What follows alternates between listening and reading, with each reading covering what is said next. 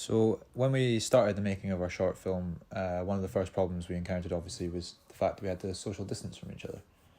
And we worked around this problem by basically just brainstorming on video call sessions as a group and just talking about our influences, talking about ideas for films we maybe had.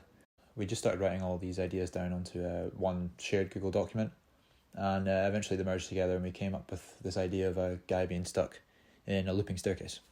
So the fact I was working remotely this semester meant I couldn't actually be on location filming with the other guys in the group. I didn't want to be holding us back at all, so we decided I'd be the one to write out the script based on the ideas we discussed over the video calls, and I'd send it down to them in Dundee for shooting. There was a few extra sequences in the script that we didn't end up filming, specifically this idea that the events of the party would mimic what was happening to the character in the stairwell. I particularly like this idea of having one person in the party screaming in delight that would then jump cut to the guy stuck in the stairwell screaming in frustration.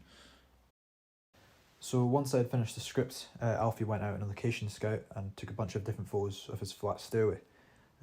This gave us an initial idea of the atmosphere of the film.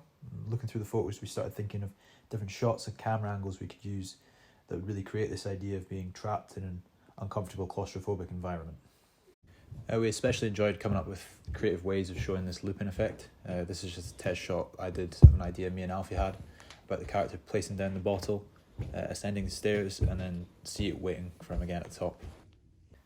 Another shot we discussed was this idea of using the bars of the banister to show the character as trapped, but then when he finally gets out of the loop, he ascends out from behind the bars to freedom. But rather, what I call an altered death. I did eventually manage to be down in Dundee for the last day of shooting. I'm really glad I was on location to help shoot the video because it's definitely the most fun part of the process. It would have been very disappointing for me if I hadn't filmed any part of the video, so being able to film the final act of the film was very satisfying.